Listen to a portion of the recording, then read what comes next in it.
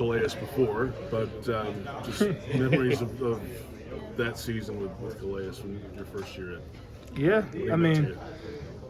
Calais was a big influence in my career. Coming in as a rookie and being with a guy that's been playing at a high level for so long, and I wants to give the knowledge off and somebody that is myself that wanted to receive it. It was awesome to be a part of, and I'm very thankful for him. But being on the opposite side of him and playing against him, I don't like it. I'll keep it at that. How do you make sure that you guys keep the standard of what you guys set last week against the Chargers going as you get through the last 7 weeks? I think it starts in practice. I think that week started in practice. We didn't just wake up Sunday and was like, we're going to play as hard as we can.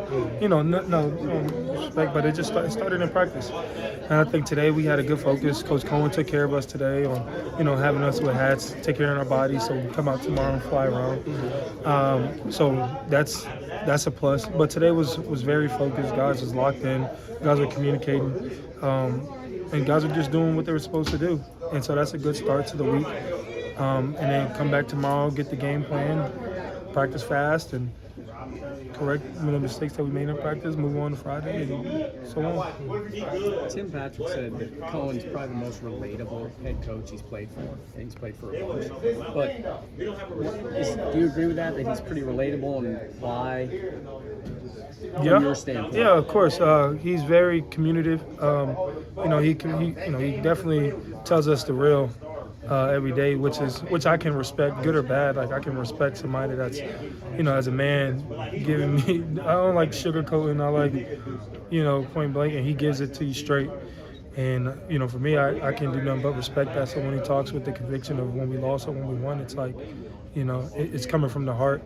And, I respect that a lot. I've had a lot of coaches in my – that was so disrespectful, Jordan Lewis. Jordan Lewis threw that hat at me. Can you believe that? Jordan Lewis, you savage. You savage. Yes, I'm gonna sue you. But, yeah, I've had a lot of coaches in my career here. And, he's definitely the youngest, which kind of helps. And so hopefully he understands what kind of we go through as young players, and he takes really good care of. I know he's probably the best coach that take care of our bodies throughout the weeks, on seeing what we need, the flow of practice, how did that look. So he's definitely taking care of us, and it's the best I've felt going into a week 13, 12, game. So yeah. You talked about Calais.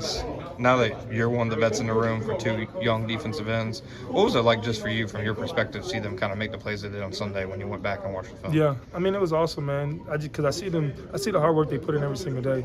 Those are some rooks that know their role and that just accept it, that come in, take advantage of every opportunity that they can, and want to make those plays as soon as they get on the field. Like, they know they're not going to get 30, 40, 50 snaps a game. They know they may only get 5, they may get 10, they may get 3.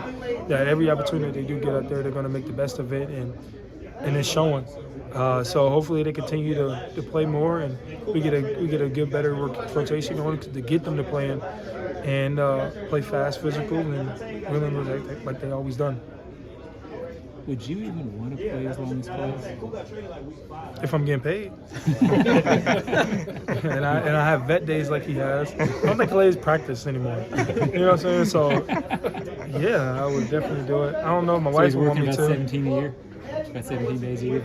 Yeah. Yeah, I'd say probably like 23. He'll probably do a play here and there. But, yeah, when you get – yeah, especially Clay with his back, you know what I'm saying? He's got excuses to leave and take it off and stuff. So, but much respect to him, man. It's hard to do that. Mercedes Lewis is doing the same thing, you know what I'm saying? You got Aaron Rodgers, quarterback, different position, but, kickers that are 50 years old, that don't practice. That's what it is. You don't practice.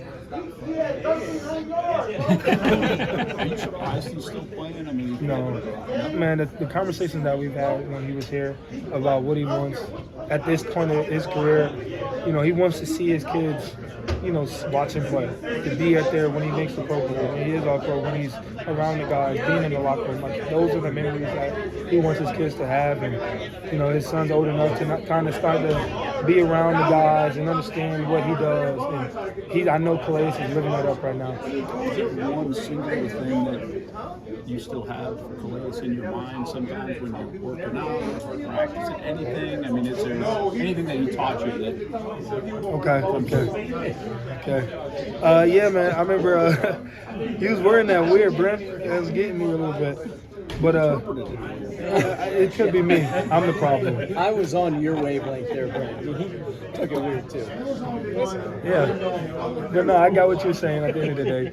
But yeah, though, I remember coming into the last preseason game. I had a cast on my hand, broke my hand or something. I don't remember. I broke my hand. I had a cast on, and I wasn't playing well.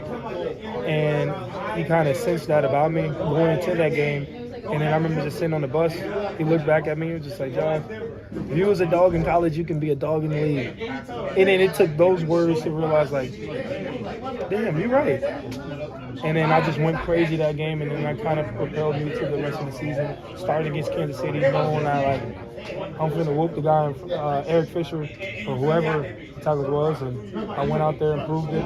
And then that gave me even more confidence to go out there and to play fast week in, week out. This is one of our excuses in Arizona offense. Yeah. Because they got a bunch of backup guys going and banged up. They got a backup quarterback. Hey! Calm that down, bro.